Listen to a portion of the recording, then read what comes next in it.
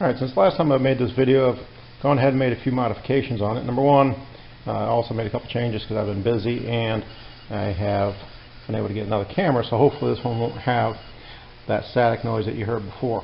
What I've been looking at is trying to figure out how to do these hinges, make them barrel style hinges to have a pin going through them so they can rotate. I've seen a couple different models online and a couple at the stores, and what I'm going to end up doing, I'll show you later on, but I'm going to basically have this piece, so it rotates up. The pin's going to go through, and as I make it up as I go along, I'll probably modify it a couple times. What I've done since the last time is added these pieces of angle iron and this portion of the barrel hinge. The reason why I had to add these pieces of angle iron is because I wanted to have the full 24-inch width then of this piece, so I can bend 24-inch wide sheets of metal.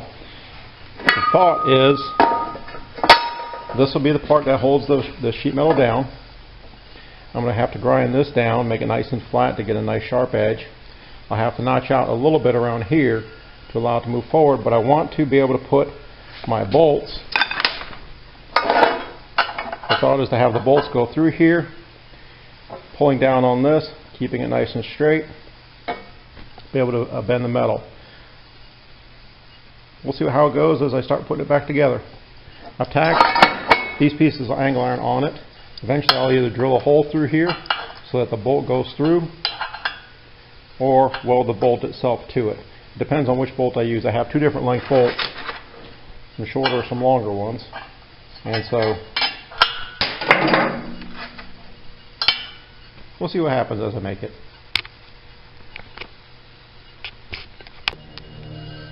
Since the last video, what I've decided to do is this is the type of hinge mechanism I'm going for. Basically just a piece of 3/8 inch or so scrap that I had laying around. I cut it, drilled a hole in there, put the pin through there, tacked everything in place. So the goal is this pin retains, or this plate retains the pin. I had seen a version like this at a store, one of the cheap Chinese ones from Harbor Freight, and it seemed like a good idea, a little bit easier for me to do. So I just went ahead and cut these things down, drilled a hole in there, put the rod inside of it, tacked it in place. On the other side, decided to do the same thing again. So it's just got nothing more than just a piece of scrap stock that I've got, pin on it, or going through it into here. Again, these pieces of angle iron were welded in place to give me some room to put the screws for the hold downs. I drilled those holes for these screws here. The goal is basically it passes up through. I have to move it. It'll pass up through there and keep my hold down in place. Now that I've got this tacked in place, what I was trying to do is see how far it moves up and down and see how well it moves up and down. Right now it's moving up not bad. It sticks a little bit through here. I've had to trim or grind a little bit in this edge to give me some room. What's also happening, I think, is my pin isn't exactly on the center, or the hinge isn't exactly on the center, so instead of being a nice point here, but it does come up pretty well. It goes up just with hand force up to about 90 degrees. I'm attributing the resistance to how I drilled out, or in some cases didn't necessarily grind out all of the seam inside this pipe that I was using as part of the barrel hinge. But at least if it's at 90 degrees or thereabouts, just under hand pressure, it should be okay. Now this is the hold down I have made. I'll move the clamp out of the way. My goal was basically take this and notch it so that it has, granted these aren't necessarily good looking, nice straight cuts and edges. This is me with the grinder. So for my purposes, never made one of these before and have never even used a brake like this before. So I figured, what the heck, just give me something to do. What I had to do was notch this out to allow room for this part to come up. I ended up notching it out a little bit more than I wanted. Went ahead and trimmed this back a little bit to give me a little bit more room and clearance. Now what I also did is, as I hold down, I cut off a section of this angle iron put a plate on there and drill a hole through it. The goal again, this screw will come up through here. This screw will come up through there and cinch it down or hold it down. All these parts have been TIG welded together. This is just another project I'm doing in order to practice my TIG skills. Like I said, I'm not a certified welder, just a hobbyist. I had tacked everything in place, moved it up and down, and now I'm going through and putting the finishing welds through there. That was my TIG with some mild steel. Again, I've got to work a little bit towards cleaning and prepping the area, but so far, at least from what I can tell, it's not bad. I'll go through, finish up some of these welds, tack a little bit more, weld a little bit more around here, and what I'll probably end up having to do is shoot some WD-40 inside of the barrel of this once I've got it all welded up to allow it to move a little bit more freely.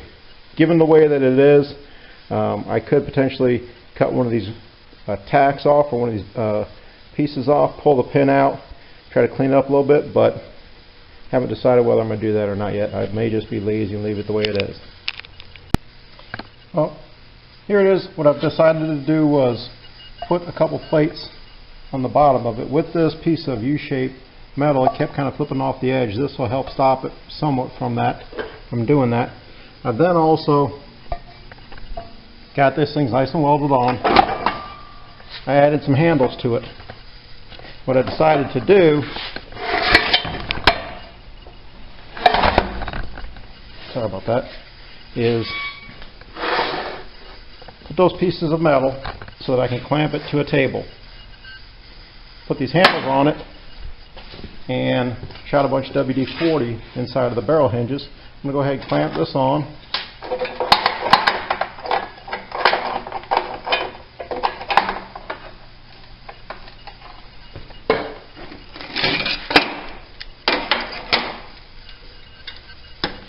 This will hold it to the table. With these handles on it, I should then be able to lift it up and down. Now, with the way I've done it, for good or for bad, it's only going a little past 90 degrees. Maybe, whatever that is, 95 degrees. But, for my purposes, it should be fine. Got the bolts in place to help hold this piece down. Right now I haven't welded them in place because I want to see how it's going to work first. See if I need to make any other modifications to it. This does slide forward and back a little bit. I'm going to go ahead and grab a piece of metal, throw it in there and see what happens. Alright, this first piece of metal is nothing more than just a piece of scrap aluminum I've got laying around. Looks to be maybe 10 gauge. Not exactly sure what type of aluminum it is. I just threw it in there. It doesn't really matter to me right now where I bend it. So let's see what happens.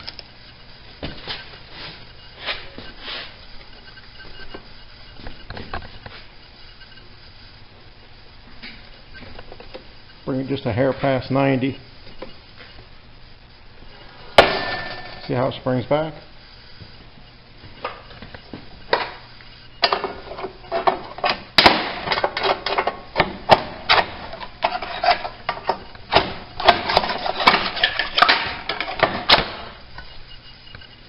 So that's it.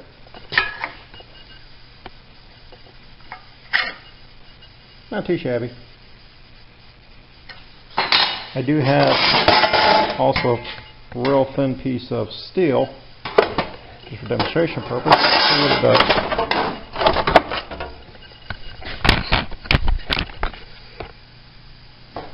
I'm not really being too concerned with, or I am not too concerned with where I do the bend at for this one.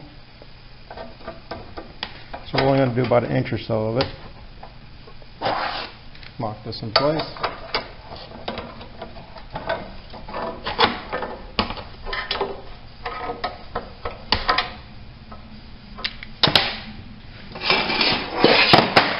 This particular piece of steel is 8 inches wide. It's maybe 16 gauge, which of course means it should bend pretty quickly, pretty easily.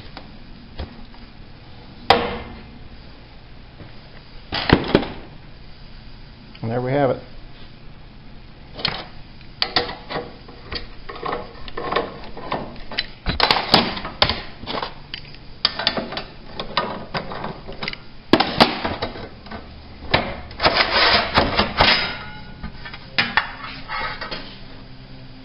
I'd say it's just a hair past 90. But not too shabby. Now, what am I going to do with these things? Again, I'll probably be using these for things like bookends, other stuff I've got in mind. Who knows? But the fact that I have it now means I can do whatever I want with it. Thank you.